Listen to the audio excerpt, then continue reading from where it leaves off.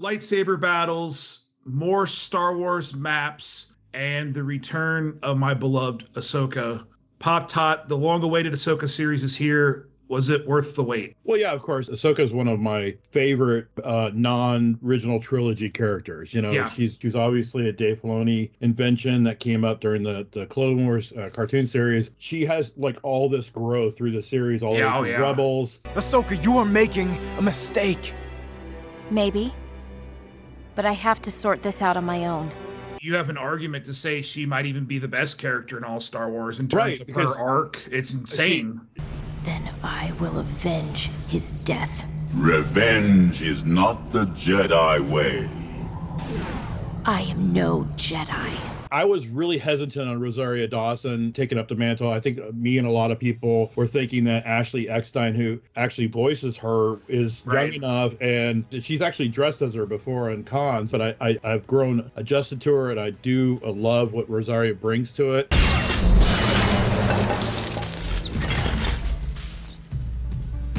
I was hoping you were still here. These two episodes, I've been really waiting for it. Like at 9:05 last night, I was sitting in my chair watching the show. Yeah, I was surprised you watched it so soon, but yeah, because I have to get up at 4 a.m. So staying up past 9 is not an option sometimes. But I was really excited, and the thing with Star Wars series, and this is probably my only con to the show.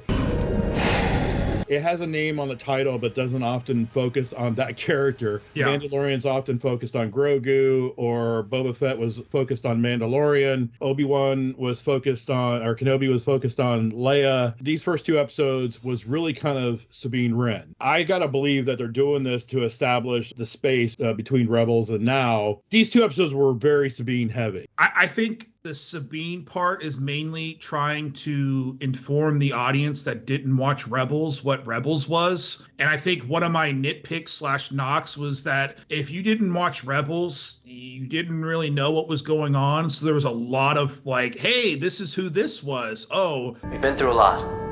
Grew up together in this rebellion. And we're not really family, but you're like a sister to me. Oh, this is what this was. And I didn't mind it because it was so cool seeing things in live action perspective. Or seeing I was things the same kind way. of grow up. Right. I was the same way, getting to see the Phantom in real life. Yep. Chopper basically owned every scene he was in. Good work, Chop. You got him. It goes without saying, without talking about Ray Stevenson, who's no longer with us. What a presence. This Balaam Skoll character, it was amazing. And this Shin Hati, that's his apprentice. She's got like this craziness to her.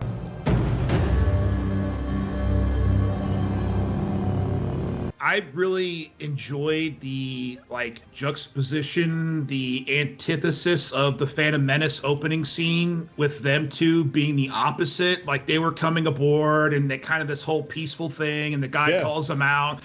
You put on a good show, but I don't buy it. I immediately was like, Ray Stevenson, his body stature everything owns the screen. You're like, holy crap, he's terrifying. He doesn't even have to move around a lot. It's like, this guy is formidable. You're right about one thing, Captain. We are no Jedi. Ray left us so soon. Many remember he was the original Punisher. You have to let me go. You have the right to shut the fuck up! Going to Corelia was cool. I think the only thing was, and maybe we found out when Ahsoka went against Morgan Elsbeth, I don't think they brought up that she was a witch. I like they mentioned the Night Sisters again. I thought that Dathomir, was Dathomir, but again, that's deep, heavy lore. This is super deep lore. You're a witch. And I'm glad they brought that in there, but I was like, wait, what? And I want to dispel this. I've seen some of the other reviews so far, and everybody's thinking that the person that Ahsoka fights is Ezra. Yeah. But Ezra went with Thrawn, so wherever Thrawn is, that's where Ezra is going to be. I don't know how you can have Thrawn in another galaxy, and Ezra's now here, and he's doing the Rinsler thing from Tron. Yeah. But I could be wrong. I actually think it might be Ezra based on the way Ahsoka reacted when she did the really badass thing and got out of the way of his lightsaber coming through. She made the reaction kind of like I kind of know who that is. They need to really give us a why or how. Yeah. Because as we remember at the end of Rebels. And remember, the Force will be with you. Always. Yeah, I guess it could be a Rinsler thing. 2 nitpicks I have to mention is, one, the complete lack of acknowledgement towards Kanan was very odd, especially with how important he was to Rebels. And then the other part was it's another Star Wars based around a MacGuffin that is a map. That was, Rogue One. That was the original Star Wars. That was, Attack of the Clones. So we have this orb map that somehow knows where Thrawn is, and it was in the ruins of a Dathomir, and I don't know how that. They need to explain that, because that's a MacGuffin. And then there's implications that this is a different timeline. Thrawn calls to me. Across time and space. Is kind of what I'm getting, like almost like an alternate universe. This is our galaxy. That is our destination. So I'm like, wait, are they talking about a different universe entirely? So that's kind of, I don't know. I don't know if that's what the takeaway is. Maybe I read that wrong. I don't know.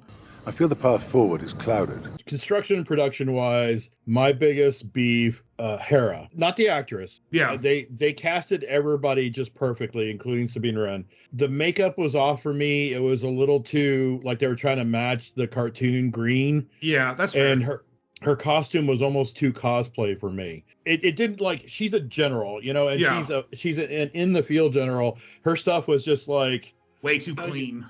Right. No, and I know people are going to blast me in the comments about that, but I love the actress that plays her. That's Mary Elizabeth Winstead. She's the one that's with Ewan McGregor, right? She's the one that's actually dating Ewan McGregor. I will say the production value in this was so much better than Kenobi. Kenobi felt like it was shot on a $5 budget and felt very cheap. And this did not, outside of, maybe a few costumes or whatever. When they're going through the shipyards in Corelia and they're tearing apart destroyers, and it was like, I kind of felt like they were there, like they were actually going through some stuff. Right. A lot of detail, like, the tower, the communication tower in the fall had a lot of detail. Very impressed with that because Kenobi was let down in general, but let down in terms of production value. So I was definitely very happy with that.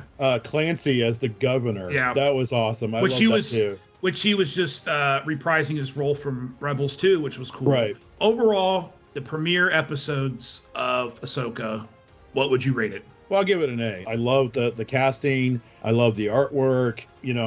I've come to love Rosario as a character. And if you've watched any of the production stuff, she's really put a lot of herself into this character. Yeah. So I would definitely give it an A. And I was just like, I was so excited. It was like Christmas morning last night, just waiting for it. And before I know it, it was 10:40. I was done with both episodes. And I'm like, I got to wait another damn week now. Yeah, I'm going to give it a B+.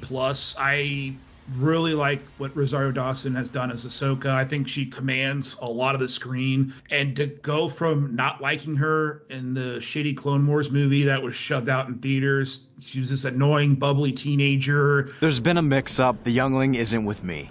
Stop calling me that. You're stuck with me, Sky Guy. To watching her grow into now this full-on, mature, wise characters is crazy to me, and the production value across the board is really good. I think my only knock is some conveniences and kind of Star Wars tropes that we've kind of went down again. Like, why is there a map showing where Thrawn is, and why is there another map at all? Why is Thrawn such a key component of this? And in the same turn, why is Ahsoka so hell-bent on finding this when all it did was just lead them to where bad guys wanted to go? I definitely enjoyed it. I think it's probably one of the better Star Wars series. I don't know. Obviously, it's way too early to rate where they are, but I'm definitely impressed so far. And I'm excited to see what happens after here. So be sure to let us know in the comments what you thought of it. What was your favorite part? Maybe what was a part you didn't like? Let us know in the comments, and we'll see you guys on the next one. Thanks, guys.